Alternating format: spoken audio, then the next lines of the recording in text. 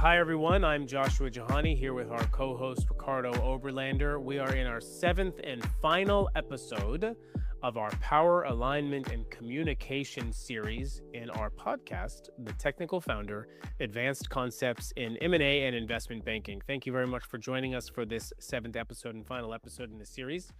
This episode is titled Controlling the Narrative. And Ricardo and I wanted to use that as a title for our summary episode, where we really talk about, now that we've done a lot of work and had a lot of conversations around communication, where power sits, and how to maintain alignment, how do we now put this into practice and then control the narrative? So when I think about controlling the narrative, I think about maintaining a point of view that you have, your internal colleagues have, the external stakeholders have, and anyone else involved in the transaction has. Maintaining that point of view. That's what controlling the narrative is. Ricardo, how would you advise our audience to define what controlling the narrative really means in the context of this? It's critical to bear in mind that in M&A, facts matter, but facts do not interpret themselves. Stakeholders interpret the transactions through the story they hear, the time of the message, the credibility of the messenger, and the consistency of what is said across the process. If the narrative is not managed carefully, others will create one for you, or one or many for you. So, it's also important to bear in mind that M&A creates uncertainty. And when uncertainty is high, people search for meaning. Employees ask what the deal means for their jobs. Customers ask what it means for service and continuity. Suppliers ask what it means for contracts and terms. Shareholders ask what it means for value. Regulators ask what it means for markets and public interest. And the media may ask what it means for reputation, competition, or social impact. Same transaction, different interpretation. That's why narrative discipline matters. So when you think about controlling the narrative, because you just listed, you very accurately listed a bunch of different profiles, all of which we've talked about in the last 6 episodes. How do they do it? How does a technical founder control the narrative when you have this disparate of an audience? Controlling the narrative does not mean manipulating perception. It means ensuring that communication is truthful, coherent, timely, and aligned with the actual facts of the deal. Spin is fragile because it collapses under scrutiny, and a good narrative is durable because it's anchored in reality. The objective is not to over persuade, the objective is to reduce misunderstanding. I think that the technical founder needs to almost think about it like a story that's from the point of view of each of these stakeholders who are characters in this story. So if Yeah. back to our we had a episode on regulators, and we talked about how regulators who are trying to make sure the rules are followed need cold, dry facts. They don't want a big commercial expose and a big speech about how the world is going to change, etc. So as a founder, when you are communicating with a regulator, you need to give them the information that's relevant to them based on their role in the story.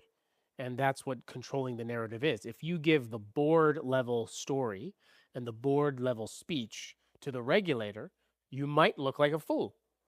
Yep. They're going to say, like, I don't need 99% of the Yeah. information you just gave me, and I'm Exactly. not investing in your company.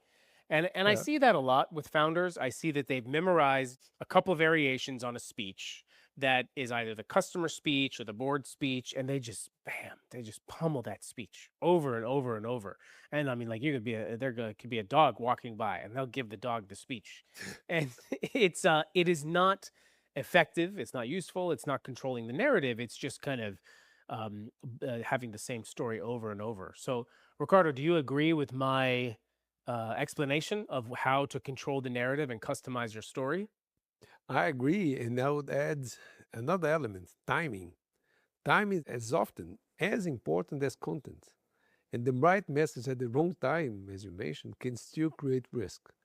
If communication comes too early, it can generate unnecessary uncertainty. If it comes too late, on the other hand, stakeholders may feel excluded, managed, or surprised.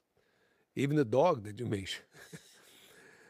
The sequences should answer who needs to know first, who is legally entitled to know, who is commercially important, who is emotionally affected, who could create risk if informed too late. This is where the communication becomes strategy and then becomes a process. We talked about mood management in the episode about employees and executives. And mood management largely has to do with timing. And I think timing is a really great way to look at this is in controlling the narrative, it's the timing of what you tell them. So it's when you tell them and it's what you tell them. It's a little less so how you tell them. I think that the functions of M&A communication are relatively dry, and we've talked about in the past that they're meant to follow kind of a more fact-based pattern of speech. The timing, the content. Ricardo, what are the other elements that a technical founder should customize based on their audience beyond timing and content? I would think about consistency, especially consistency across leadership team and advisors. I see these elements as particularly as essential because a transaction may involve management, board members, lawyers, bankers, communications advisors, investor relations, HR, and external counsel, and the list goes on. If these groups are not aligned, the narrative fragments. So picture this. One person says nothing will change. Another one says integration will create efficiencies. A third one says we cannot comment.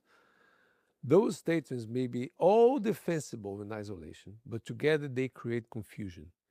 And before communication begins, the organization must align on approved messages, prohibited messages, escalation rules, who speaks for what, and what remains confidential.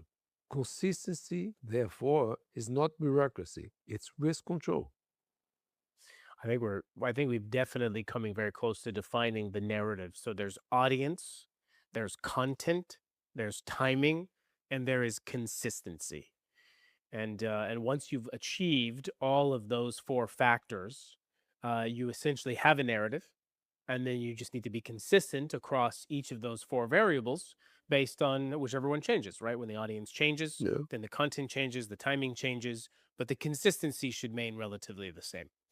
For takeaways, as we look at the end of this technical founder power alignment and communication section, we really wanted to spend a lot of time making sure that technical founders understood the different kinds of profiles who matter a lot that might not matter so much in the founder's daily life. And that's where we talked about different kinds of external regulators and external stakeholders. These are profiles that, are not the customer. We did talk about customers. We talked about suppliers. I would encourage our audience to just keep in mind that less is more in these communications, to really be focused on the transaction with the sell side advisor if they're talking to a seller, and to really wait until the very end. Human beings do very well with a lot of communication and they can move relatively quickly.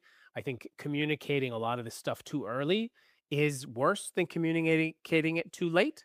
I think it's better to err on the side of later rather than earlier. Ricardo, any other takeaways that you would recommend our audience to have? Just a compliment. First of all, narrative is not spin. It's a disciplined, truthful communication that helps stakeholders understand the transaction. Second point, different stakeholders need different emphasis, but the core message must remain consistent. Relevance without inconsistency is the goal. Third point, communication must be prepared before pressure arrives. Leaks, rumors, and media attention are manageable only if the team has already aligned. M&A is not only a financial and legal process, it's also a communication system. If you do not shape the narrative responsibly, the narrative will be shaped for you. Thank you, everyone, for listening to our final episode in our alignment, power, and communication series, where we talk about controlling the narrative. We will see you on our next series, where we talk about a topic that is relevant for you. Have a great day.